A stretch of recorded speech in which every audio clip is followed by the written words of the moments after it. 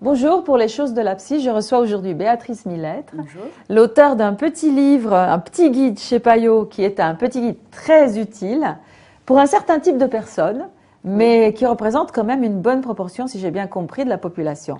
Ce livre s'appelle Petit guide à l'usage des gens intelligents qui ne se trouvent pas très doués. Et vous dites que dans la plupart des cas, c'est pas toujours le fait, mais dans la plupart des cas, c'est souvent des gens qui sont ce qu'on appelle hémisphère droit, Oui.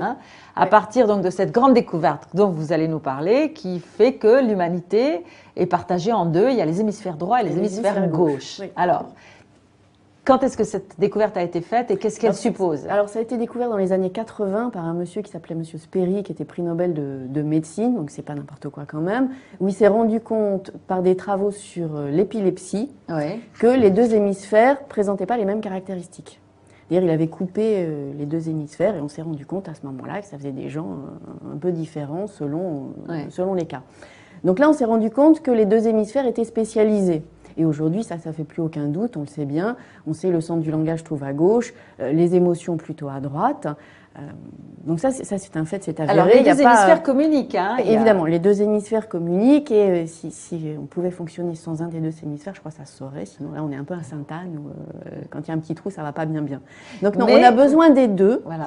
Et les deux sont complémentaires, travaillent en permanence ensemble. Sauf que nous, on parle de préférence hémisphérique. C'est-à-dire qu'il y a des moments, pour certains types certains types de tâches, vous allez utiliser préférentiellement l'hémisphère qui vous correspond le plus, ou sur lequel vous avez plus d'affinité ou de facilité. Chacun est plus de l'un ou de l'autre. Plus de l'un ou de l'autre, mais n'est certainement pas l'un ou l'autre. C'est toujours un raccourci de pensée qu'on utilise parce que, voilà, on est en abrégé. Ouais.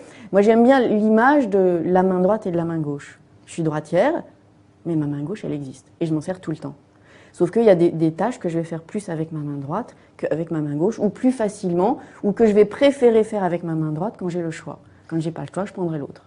Donc on a les deux. Oui, vous êtes docteur en psychologie, vous êtes spécialiste de sciences cognitives et vous êtes psychothérapeute. C'est-à-dire que dans votre cabinet, vous recevez beaucoup de gens qui ont un problème. Alors, ils arrivent et ils disent « je suis bête ». Je suis bête, je suis fou, je suis pas normal, ça va pas, il y a un truc. Vraiment, il y en a, ils me disent « je suis fou ». Je viens voir ce que je suis fou. Et au final, quand on décortique un peu, c'est vrai qu'ils peuvent présenter des pathologies, bien sûr, comme tout le monde, mais un tiers à la moitié des gens que je reçois, et les collègues, quand ils sont un peu au courant aussi, c'est la même chose, sont des hémisphères droits. Des hémisphères droits, c'est-à-dire des gens donc, qui seraient dans la minorité. Alors cette minorité représente... Certaines études ont dit jusqu'à 30%, on ne sait pas exactement. Donc d'autres études disaient 10, 15, voilà, on ne sait pas. On ne sait pas très bien. Enfin, il y a une minorité de gens dans l'humanité qui fonctionneraient plus sur la base de l'hémisphère droit, qui est l'hémisphère plus de l'intuition globale. Oui, mais ça veut dire que c'est un raisonnement intuitif, on va dire. C'est pas une vue de l'esprit, un parapsychologie ou ce qu'on veut. Ça veut dire que quand on est hémisphère gauche, on met un pied devant l'autre, on a un raisonnement séquentiel. C'est les gens rationnels au sens... de la logique mathématique, du premier élément on déduit le deuxième, le troisième, on arrive au résultat. Les intuitifs, ils ont tout en parallèle. Ils voient tout en même temps.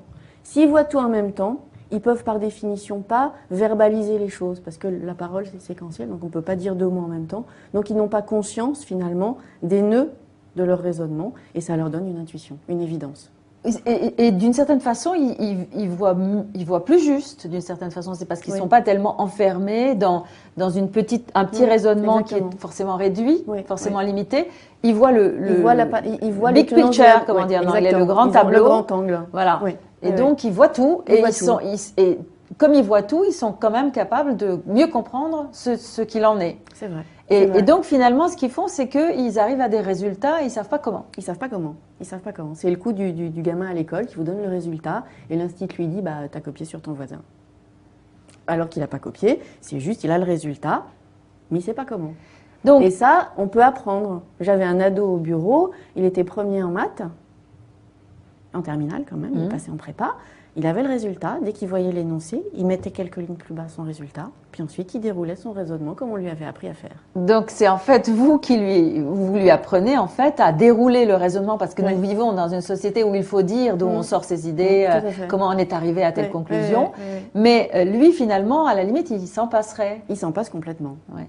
Et c'est ça qui provoque, d'après ce que vous dites, c'est ça qui provoque leur mal-être finalement. Ils sont en décalage par rapport à notre société qui est plus fondée sur les procédures du cerveau gauche. Tout à fait. Ils sont en décalage parce que depuis tout petit, ils fonctionnent à leur manière et puis on leur dit c'est pas comme ça qu'il faut faire. Et au lieu de dire c'est hors norme dans le sens de différent, ça renvoie à normal. Oui. Et donc ce que vous vous dites, c'est que ce n'est pas anormal. Pas du tout, c'est différent. C'est une intelligence différente. Ni meilleure, ni plus grande, ni moins bonne, ni tout ce qu'on veut, différente, c'est tout. Non mais quand je vous ai lu là, vous diriez presque que c'est meilleur parce que c'est plus déjà d'abord c'est plus créatif. C'est plus créatif. C'est quand même assez puissant si vous vous mettez les doigts de pied en éventail pour produire un raisonnement qui tient la route. Je trouve que c'est quand même pas mal. Ouais. Sauf que derrière, il n'y a pas l'adaptation à la société. Donc c'est vraiment, il y a du pour, il y a du contre. Et ce qui marche le mieux, et ça moi je me souviens d'un monsieur qui était directeur marketing qui me le disait, c'est de travailler en équipe. Un hémisphère droit, un hémisphère gauche. Lui, enfin en étant réductrice, hein, il a les idées, l'autre il les applique. D'accord. Et là, ça dépote, c'est fabuleux. Alors, ce sont des gens qui ont beaucoup d'idées, qui sont très, qui foisonnent comme toute ça. La journée. Oui, ça, le petit vélo s'arrête jamais. Voilà, vous dites le petit vélo ne s'arrête jamais, c'est très amusant. Et j'ai parlé avec quelqu'un qui m'a dit ah oui, c'est tout à fait moi. Mon petit vélo ne s'arrête jamais. J'ai tout le temps la tête pleine d'idées. Et donc de toute façon, c'est même pas. Il faut leur apprendre que s'ils veulent en faire quelque chose, leurs idées, à un moment donné, il faut bien choisir, il faut bien rentrer dans la réalité concrète, qui est un pied devant l'autre. Pour concrétiser leur projet. Donc leur problème à eux, surtout, c'est de choisir. Oui. Et selon quels critères? Puisqu'ils voient tout, ils n'ont pas de raison. Et non, parce que ça veut dire choisir un, c'est abandonner tous les autres. Oui. Donc ça ne va pas du tout. Et professionnellement, on en voit beaucoup aussi qui sont en reconversion professionnelle parce qu'ils sont nulle part à leur place. Et je voyais quelqu'un l'autre fois qui animait un stage de reconversion qui me dit on en avait plus de la moitié. Ah oui, mais comment alors, finalement, ils peuvent trouver leur place puisqu'ils sont tellement polyvalents. Ils trouvent leur place, ce que je leur dis toujours, c'est à partir du moment, quelque part, ils n'ont qu'à prendre n'importe quoi qui les intéresse et ils y mettront leur touche personnelle. C'est-à-dire, il y aura la grosse planète qui est le morceau qu'ils doivent faire et puis les satellites qui vont les intéresser, comme, je sais pas quoi, écrire un article, faire une conférence, être prof quand ils font, s'ils peuvent aller, je sais pas, à HEC où ils veulent parce qu'ils sont dans le marketing, parce que vous voulez. Donc d'avoir des activités complémentaires qui s'appuient sur le noyau dur de leur métier, mais dont ils vont faire autre chose. Et à ce moment-là, ils peuvent inverser un petit peu, c'est les vases communicants, il y a un qui devient plus présent à un moment, un autre à un autre moment. Et là, ils ont finalement, ils peuvent enrichir eux-mêmes leur métier, et ça convient mieux. Oui. Et vous dites aussi que cette découverte qui a été faite, donc qui est très importante sur comment fonctionne finalement la rationalité humaine, on n'en a pas fait grand-chose. C'est-à-dire, on a découvert qu'il y avait quelque chose comme ça dans notre façon d'être, dans notre psychisme, dans notre cerveau, et puis on ne l'applique pas. Et pourquoi est-ce qu'on ne l'applique pas d'après vous? J'en sais rien. Je n'en sais rien, je ne peux pas vous répondre, je ne sais pas. Parce que ce n'est pas des cerveaux droits qui s'en sont occupés. Peut-être des cerveaux droits qui ne savaient pas réaliser. Peut-être aussi, je ne sais pas vous dire, parce que tout le monde me dit, ça existe, les cerveaux droits, les cerveaux gauches, tout le monde sait ça, est-ce que vraiment ça existe? Est-ce que ce n'est pas une théorie passée à la poubelle? Et puis vous voyez les recruteurs, les cabinets d'outplacement, vous disent, oui, nous on a un test, on les voit, les cerveaux droits, les cerveaux gauches. Je dis, qu'est-ce que vous faites après? Pour les aider, les accompagner? Rien du tout. Rien du tout. Il ne se passe rien. À l'école, il ne se passe rien. Et à l'école, je pense qu'à l'école, une bonne partie des échecs d'enfants doivent correspondre à cette mauvaise adaptation, quoi. Oui. Et ça pourrait être une bonne chose que d'apprendre aux professeurs de détecter les cerveaux droits. Ça pourrait être un peu indispensable. Aux États-Unis, ils sont en train de mettre au point un système pour un peu, pas à deux vitesses, mais tenant compte des deux manières de fonctionner. Et les cerveaux droits sont aussi des gens qui ont tendance, parce que justement, ils ont beaucoup d'idées, ils savent qu'ils sont intelligents, mais qu'ils arrivent à rien. Ils savent pas qu'ils sont intelligents. Justement. Ah, ils savent pas qu'ils sont intelligents. Ils savent pas. Parce que justement, ils n'arrivent à rien. Donc ils pensent qu'ils sont bêtes. Mais toutes ces idées qu'ils ont, ils les mettent sur le compte de quoi? De rien. De rien.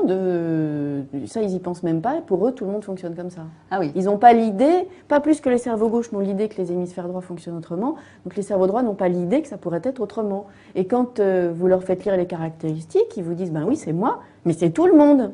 Eh non, c'est pas tout le monde. Ah oui. Enfin ça, c'est normal. Hein, on voit chacun. Et donc, en thérapie, vous, finalement, en thérapie, en coaching, vous aidez ces personnes à apprendre des procédures du cerveau gauche pour être plus adaptées à la société. Mais est-ce qu'il vous arrive d'avoir des gens qui sont cerveau gauche et qui disent « Ah, je voudrais bien un peu de créativité, comment faire, oui, docteur ?» on trouve des ateliers de décoincement du cerveau droit sur Internet. Moi, je trouve ça très rigolo. Décoincement du cerveau droit. Décoincement du cerveau droit, oui, tout à fait. Et on a, aux États-Unis, c'était le conseiller d'Al Gore qui vient de publier un livre. Il dit « Moi, je suis cerveau gauche. » Et la société économique de demain sera plutôt celle des cerveaux droits parce que multitâche, créatif, enfin bon, voilà, ce que vous voulez. Oui, tout ce qui va dans le sens d'une vision synthétique, en morceaux, voilà, pas tranchée, comme ça. Et donc lui, son livre, c'est de dire, voilà, vous êtes hémisphère gauche, apprenez à fonctionner, à tirer parti aussi de votre hémisphère droit et à devenir un peu créatif, un peu ouvrez un peu les antennes, etc. etc.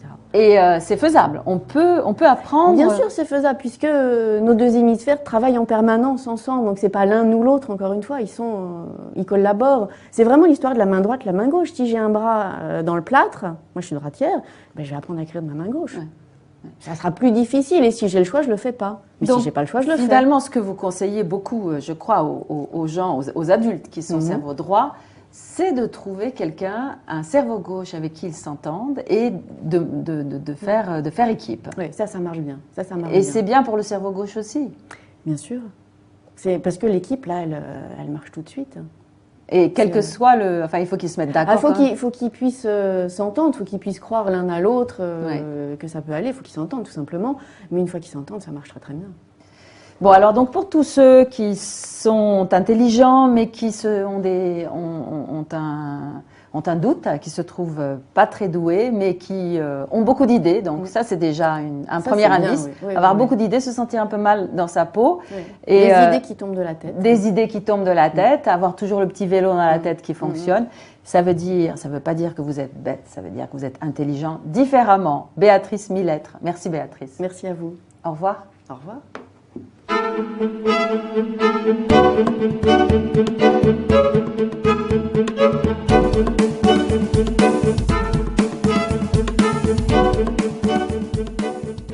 Que la parole c'est séquentiel, donc on ne peut pas dire deux mots en même temps. Donc ils n'ont pas conscience finalement des nœuds de leur raisonnement et ça leur donne une intuition, une évidence.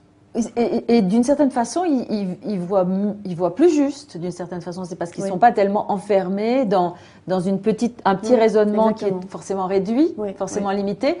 Ils voient ils voient big picture, comme on dit en anglais, le grand tableau. Le grand angle. Voilà. Et donc, ils voient tout.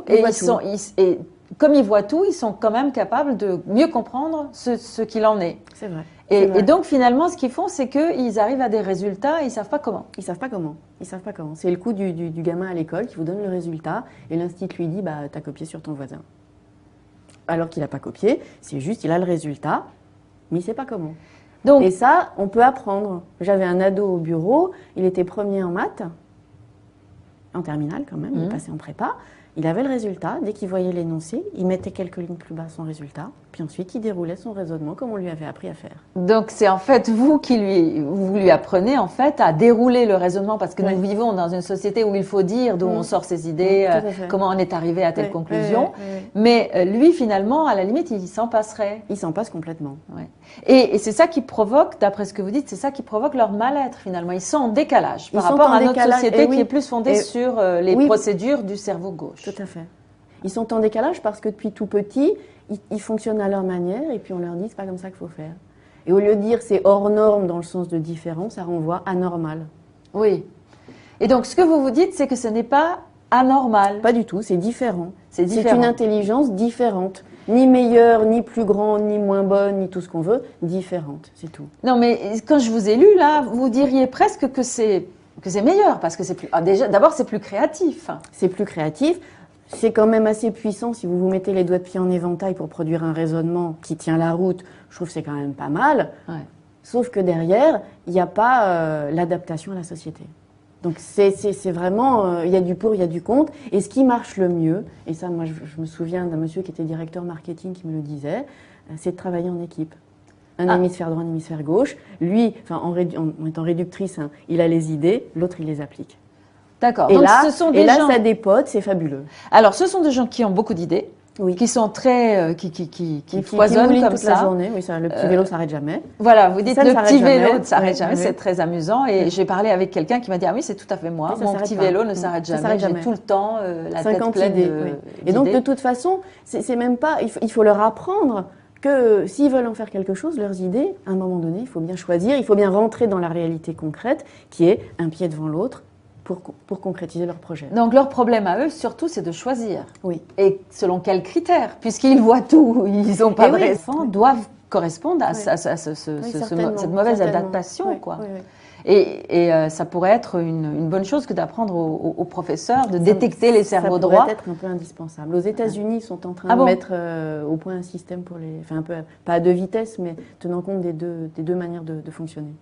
Et les cerveaux droits sont aussi des gens qui ont tendance, parce que justement, ils ont beaucoup d'idées, ils savent qu'ils sont intelligents, mais qu'ils arrivent à rien. Ils savent pas qu'ils sont intelligents. Ah, ils savent pas qu'ils sont intelligents. Ils savent pas. Parce que justement, ils n'arrivent à rien. Donc ils pensent qu'ils sont bêtes. Mais toutes ces idées qu'ils ont, ils les mettent sur le compte de quoi? De rien. De rien. Ça, ils y pensent même pas. Pour eux, tout le monde fonctionne comme ça. Ah oui. Ils n'ont pas l'idée, pas plus que les cerveaux gauches n'ont l'idée que les hémisphères droits fonctionnent autrement. Donc les cerveaux droits n'ont pas l'idée que ça pourrait être autrement. Et quand vous leur faites lire les caractéristiques, ils vous disent, ben oui, c'est moi, mais c'est tout le monde. Eh non, c'est pas tout le monde. Ah oui. Enfin ça, c'est normal. Hein, on voit chacun. Et donc, en thérapie, vous, finalement, en thérapie, en coaching, vous aidez ces personnes à apprendre des procédures du cerveau gauche pour être plus adaptées à la société. Mais est-ce qu'il vous arrive d'avoir des gens qui sont cerveau gauche et qui disent « Ah, je voudrais bien un peu de créativité, comment faire, oui, docteur ?» on trouve des ateliers de décoincement du cerveau droit sur Internet. Moi, je trouve ça très rigolo. Décoincement du cerveau droit. Décoincement du cerveau droit, oui, tout à fait. Et on a, aux États-Unis, c'était le conseiller d'Al Gore qui vient de publier un livre. Il dit « Moi, je suis cerveau gauche. Et la société économique de demain sera plutôt celle des cerveaux droits parce que multitâche, créatif, enfin bon, voilà, ce que vous voulez. » Oui, tout ce qui va dans le sens d'une vision synthétique, en morceaux, voilà, pas tranchée, voilà. Comme ça. Et donc lui, son livre, c'est de dire, voilà, vous êtes hémisphère gauche, apprenez à fonctionner, à tirer parti aussi de votre hémisphère droit et à devenir un peu créatif, un peu ouvrez un peu les antennes, etc. etc. Et c'est faisable, on peut apprendre. Bien sûr, c'est faisable, puisque nos deux hémisphères travaillent en permanence ensemble, donc c'est pas l'un ou l'autre, encore une fois, ils collaborent. C'est vraiment l'histoire de la main droite, la main gauche. Si j'ai un bras dans le plâtre, moi je suis droitière, ben, je vais apprendre à écrire de ma main gauche. Ouais. Ça sera plus difficile, et si j'ai le choix, je le fais pas. Mais donc, si j'ai pas le choix, je le fais. Finalement, ce que vous conseillez beaucoup, je crois, aux gens, aux adultes qui sont cerveau droit, c'est de trouver quelqu'un, un cerveau gauche avec qui ils s'entendent et de faire équipe. Oui, ça marche bien. Et c'est bien pour le cerveau gauche aussi. Bien sûr. C'est parce que l'équipe, là, elle marche tout de suite. Et quel que soit le... Enfin, il faut qu'ils se mettent d'accord. Il faut qu'ils puissent s'entendre, il faut qu'ils puissent croire l'un à l'autre que ça peut aller. Il faut qu'ils s'entendent, tout simplement. Mais une fois qu'ils s'entendent, ça marche très très bien. Bon, alors donc pour tous ceux qui sont intelligents, mais qui ont un doute, qui se trouvent pas très doués, mais qui ont beaucoup d'idées, donc ça c'est déjà un premier année. Maths, en terminale quand même, il passait en prépa.